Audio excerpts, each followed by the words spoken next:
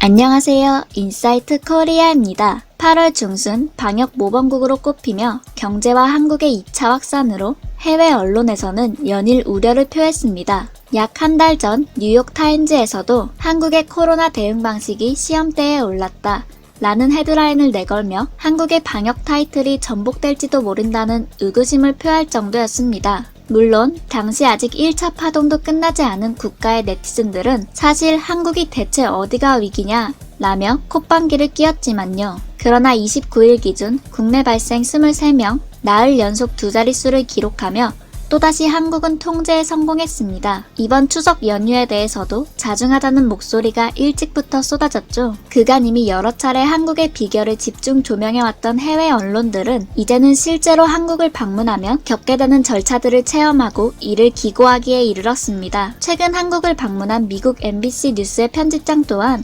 인천공항 등에서 한국의 대응을 실제로 겪은 후 한국의 대응에 대해 체험 수기를 게시했습니다. 그녀는 해외 유입을 막기 위해 한국이 취하는 절차에 무척 놀랐다는데요. 한국은 어떻게 해외 유입으로 생기는 리스크를 없앨 수 있었나? 라는 제목으로 게시된 해당 보도 내용. 지금부터 알아보겠습니다. 많은 국가에서는 미국 방문객에 대한 엄격한 제한을 두고 있으며 많은 국가에서 2주 동안 검역을 해야 합니다. 한국도 예외는 아니었죠. 저는 공항에서 앱을 다운로드해야 하며 도착 후 2주 동안 자가격리를 해야 한다고 안내받았습니다.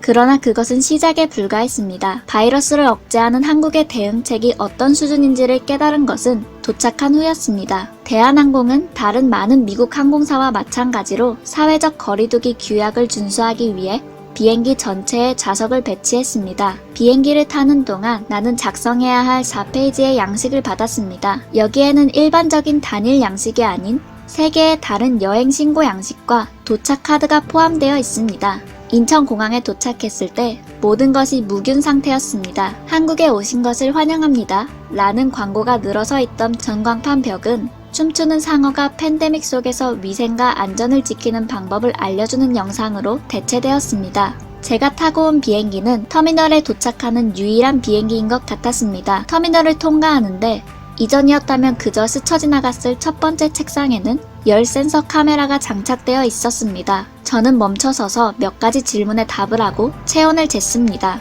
미국 휴대전화 번호를 알려주었지만 한국 번호를 제공해야 한다는 안내를 받았습니다. 그리고 제가 양식에 적어놓은 모든 세부사항도 세심하게 조사되었습니다. 다음 체크포인트에서는 한국 정부의 코로나 앱 자가격리 안전보호를 다운로드하라는 안내를 받았습니다. 추적 장치가 있어서 매일 2번 체온과 모든 증상을 기록해야 했습니다. 해당 직원분이 제 근처에서 제가 휴대폰에 앱을 설치하는 동안 지켜보며 알람 설정을 활성화했는지 앱이 실시간으로 실행되는지를 확인했습니다. 세 번째 체크포인트에서는 다른 직원이 여권과 여행 서류를 넘겨받고 제 앱이 제대로 다운로드 되었는지 확인했습니다.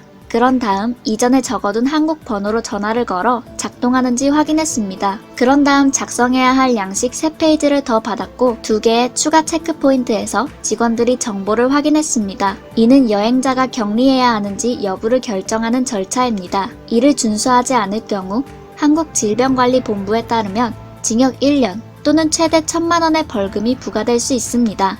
방문객은 일반적으로 공항에서 나갈 때도 정부가 인증한 택시나 셔틀버스를 타고 서울로 이동해야 합니다. 다음날 아침 저는 코로나 테스트를 받아야 했습니다. 당신이 외국인이든 한국 시민이든 상관없이 시험은 워크인이며 무료입니다. 제 차례를 기다리면서 저는 한 무리의 남자들이 그들이 참석한 결혼식에서 확진 판정을 받은 사람이 나왔다는 문자를 받았다고 이야기하는 것을 우연히 들었습니다.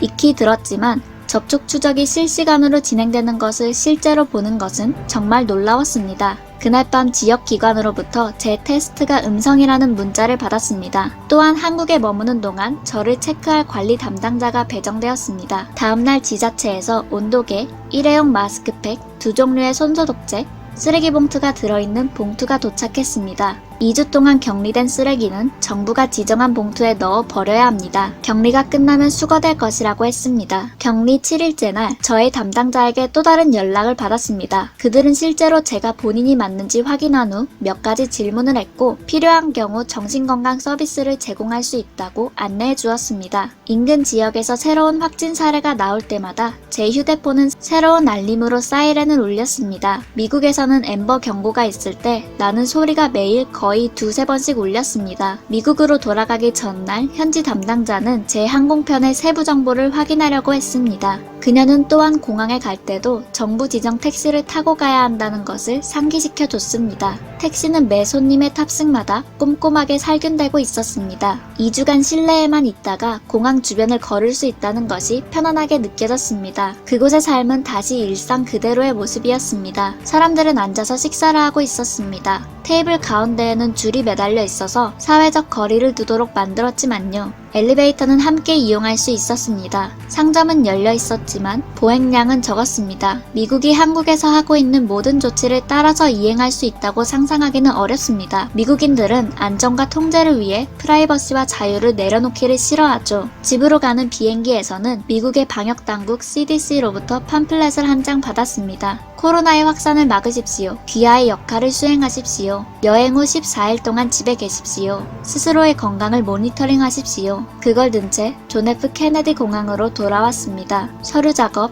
앱, 온도 확인 모두 없었습니다. 제 휴대폰으로 예약한 우버를 탄 채 저는 집에 돌아갔습니다. 해당 문장을 끝으로 MBC 뉴스의 기고문은 끝이 났습니다. 한국에 올 때는 무수하게 많았던 절차들과 꼼꼼한 체크들이 미국에 돌아가는 길에는 건강을 관리하라 라는 팜플렛 한 장으로 끝났다고 하니 별다른 감상을 덧붙이지 않았는데도 왠지 허탈한 느낌이 전해졌습니다. 해당 기고문에서도 주목했듯 이렇게 꼼꼼한 한국의 방역 정책들이 빛을 발하고 제대로 시행될 수 있었던 이유는 시민들 한 명 한 명의 협조 덕분이었습니다. 이번 추석 역시 오히려 서로를 지키기 위해 거리를 두자는 목소리가 큰데요. 서로를 지키고자 가족들과의 재회도 참는 분들이 많은 만큼 이번 연휴는 부디 모두에게 안전한 추석이 되었으면 좋겠습니다. 지금까지 인사이트 코리아였습니다. 감사합니다.